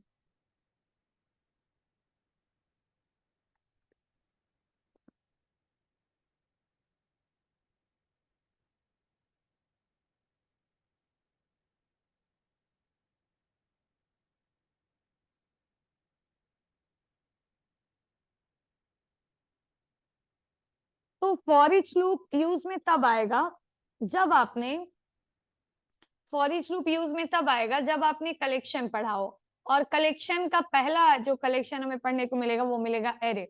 तो for each loop is use to fetch. Fetch का मतलब होता है निकालना, रिट्रीव करना। Okay, is use to fetch elements from a collection one by one. For each loop executes only on collection type variable.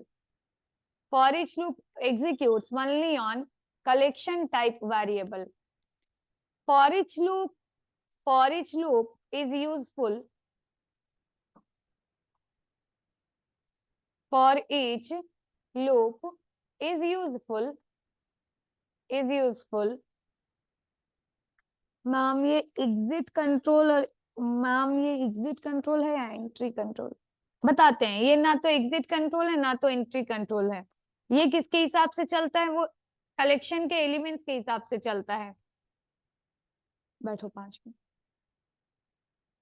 तो for each loop is useful when you have a collection and you want to visit all elements of collection one by one. For each loop returns elements of collection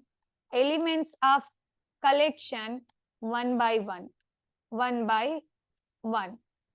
If there are n number of elements, in a collection, for each loop will execute for n time. तो for each loop किसके हिसाब से execute होता है? Element के collection के elements के हिसाब से एग्जीक्यूट होता है।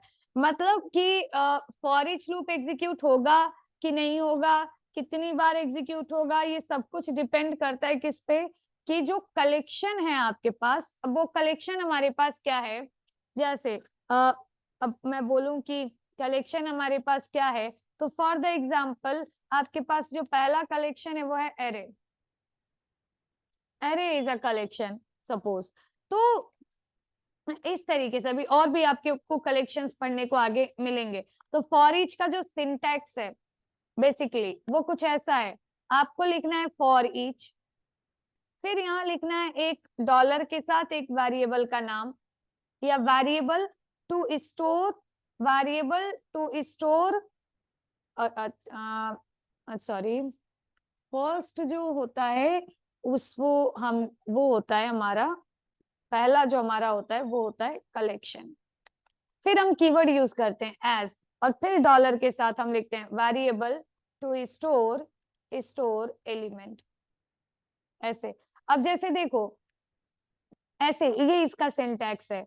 अब जैसे हमने मतलब ये क्या है, यहाँ भी एक वेरिएबल रहेगा, बीच में एज कीवर्ड रहेगा, फिर यहाँ भी एक डॉलर के साथ वेरिएबल रहेगा।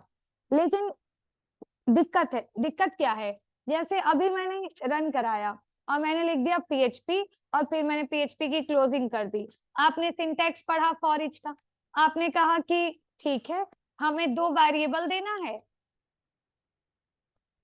सॉरी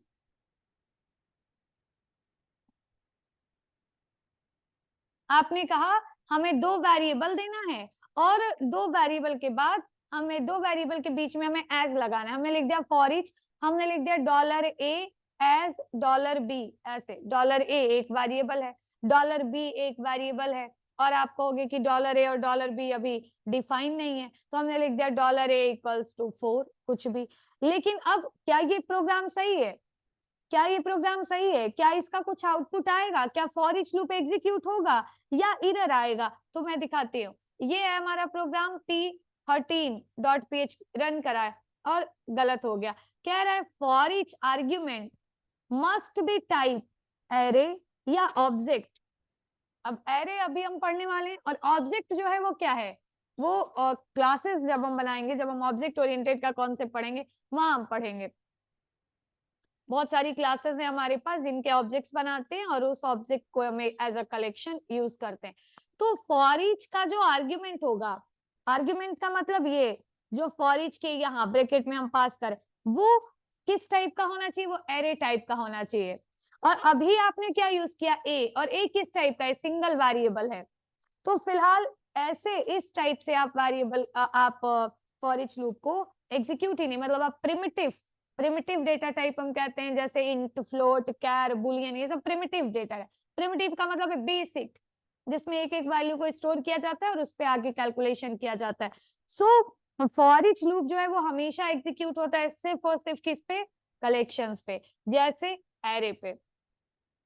तो एरे क्या है इसके बारे में थोड़ा सा देखते हैं। अब उसके बाद जब एरे हमें समझ आ जाएगा तब हम एक बार फॉर ईच भी देखेंगे। इसका अगर किसी को स्क्रीनशॉट वगैरह लेना होगा तो बिल्कुल ले लेना।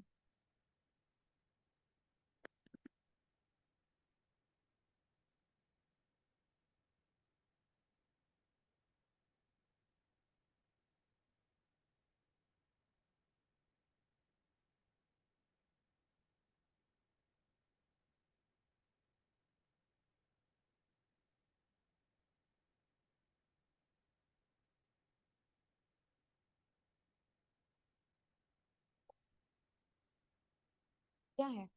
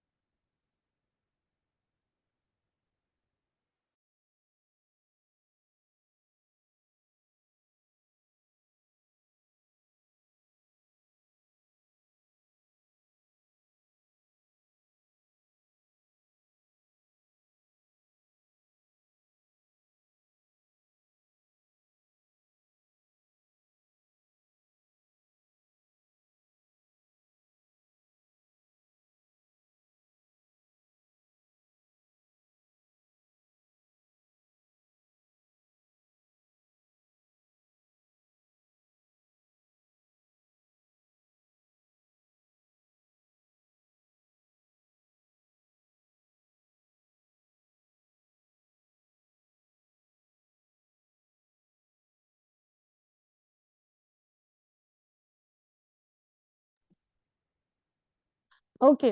तो हम लोग इस तरीके से यूज करते हैं लूप, कौन सा, फॉर ईच लूप। अब नेक्स्ट टॉपिक जो है हमारा वो है हमारा एक टॉपिक कौन सा, एरे। अच्छा ये बताओ, सभी लोग क्लास जाते हैं क्या, मतलब कॉलेज अभी भी जाते हो क्या, कॉलेज जाते हो, रिप्लाई करो।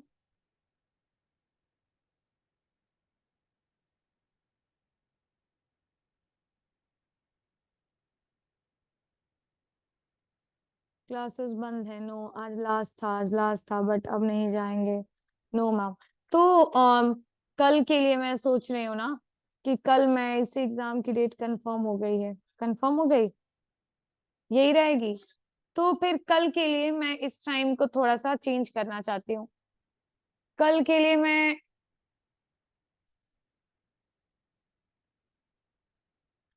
19 से स्टार्ट है, यस मैम।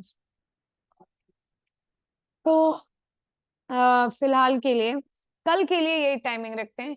परसों संडे है तो परसों हाँ, परसों संडे है तो परसों हम लोग इसको थोड़ा सा चेंज करेंगे। संडे है तो हम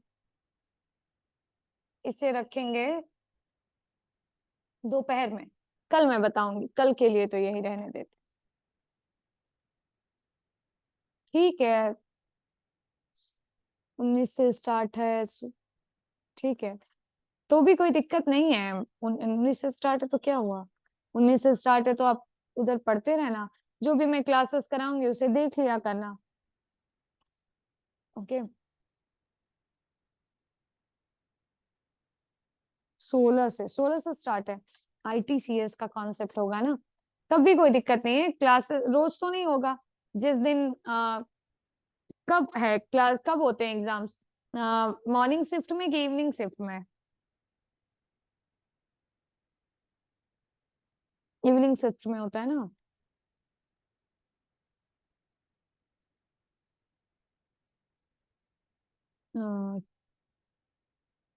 टू टू कब 4:30 तक होता है, 4:30 होता है तो क्लासेस ज्वाइन कर लिया करना। अगर नहीं भी होगा तो फिर 19, 20, 21 लगातार है, हम दोनों में है। ठीक है, ठीक है। तो अभी देख लो, इसको देख लो, अभी ये खत्म हो जाएगा। कल हम लोग खत्म कर लेंगे एरे। एरे तो आज ही खत्म हो जाएगा। कल हम खत्म कर लेंगे अबाउट ऑब्जेक्ट ओरिएंटेड प्रोग्रामिंग, थोड़ा सा इसके बारे में, अबाउट फंक्शंस, कैसे हम फंक्शन बनाते हैं इसमें। और उसके अलावा कुछ कॉन्सेप्ट्स जो पूछे जाते हैं वो है गेट पोस्ट के बारे में अक्सर पूछा जाता है। गेट पोस्ट जो है फॉर्म के कुछ मेथड्स हैं, फॉर्म के बारे में थोड़ा सा पढ़ लेंगे, फॉर्म का डेटा गेट करना, ये इंक्लूड वगैरह के बारे में थोड़ा, ये सारे बस छोटे छोटे टॉपिक्स हैं जो 2 दिन में खत्म हो जाएगा। एंड नेक्स्ट, और देखूं मैं इसमें क्या दिया हुआ है जो इम्पोर्टेंट है बताने को। हाँ, और बस यही है। और नेक्स्ट हमारे पास है जो कि थोड़ा थोड़ा जिसके बारे में हमें पढ़ना है, वो है सेशन एंड कुकीज। ये सेशन और कुकीज के बारे में पूछता है। तो बस कल ये 2 दिन में टॉपिक खत्म हो जाएगा, जो चलेगा 13 एंड 14। 15 को हम बताएंगे माई सीक्वल PHP के साथ, ये चलेगा बस 15। और उसके बाद फिर जो भी टाइम मिलेगा उसमें हम पढ़ा देंगे। चलो, तो एरे के बारे में थोड़ा सा देखते हैं, फिर खत्म करेंगे इसको।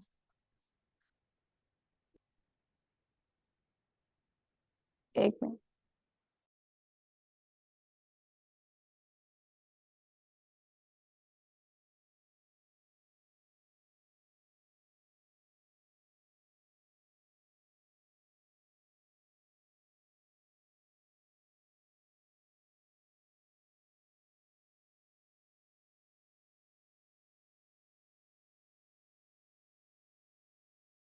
चलो, तो एरे क्या, तो एरे क्या है, थोड़ा सा इसको लिख देते हैं। Basically array is a variable, is a collection type variable, is a collection type variable which can hold reference of multiple memory locations of memory. Normally एक variable के अंदर हम क्या कर, that can hold which can hold reference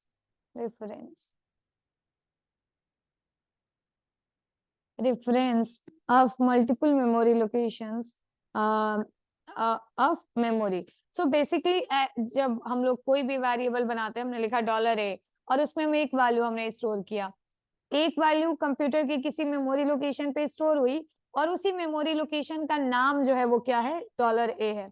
ऐसे ही आप एक variable के अंदर कई सारे मेमोरी लोकेशंस का रेफरेंस भी स्टोर कर सकते हैं, जिसको हम कलेक्शन टाइप के वेरिएबल्स कहते हैं। एरे कुछ उसी टाइप का है।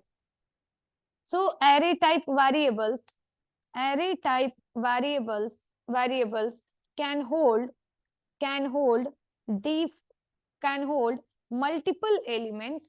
multiple elements का मतलब है multiple values, multiple elements on its different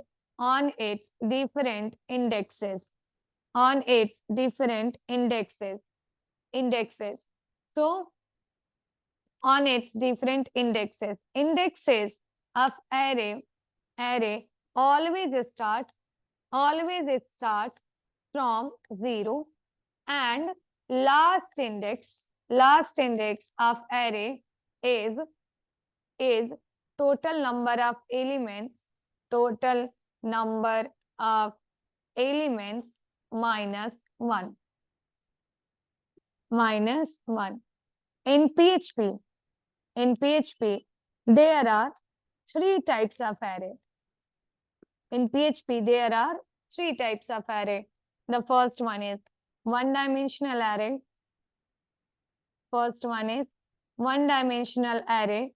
Second one is dimensional. Second one is multi-dimensional array. and the third one is associative array. Associative array. चलो, तो इस तरीके से एक एरे हमारे पास है जिसे हम डिक्लेयर करते हैं। इन PHP there are a simple syntax to declare a variable as an array. Is an array function, array named function is used to define a variable as an array. हम लिखते हैं dollar के बाद हम लिखते हैं वेरिएबल नेम और उसके बाद हम लिखते हैं इक्वल, हम लिखते हैं एरे फंक्शन और बस ये वेरिएबल बन गया एरे टाइप का। तो चलो अभी बस इसके बारे में लिख लो, कल हम इसके बारे में भी पढ़ाएंगे और फॉर ईच लूप के बारे में भी आगे पढ़ाएंगे और फंक्शन और दूसरे बातों के बारे में भी पढ़ाएंगे। ओके, तो अब दूसरी क्लास स्टार्ट होने वाली है सेम मीटिंग से, तो इस वजह से हमें ये क्लास खत्म करना पड़ेगा। तुम स्क्रीनशॉट ले लो, इसका स्क्रीनशॉट ले लो और इसका स्क्रीनशॉट ले लो। बस आज की क्लास के लिए इतना ही। Thank you so much for the class. You can leave now.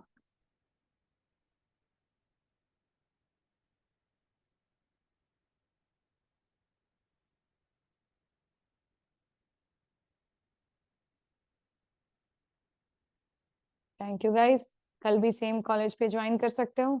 Bye.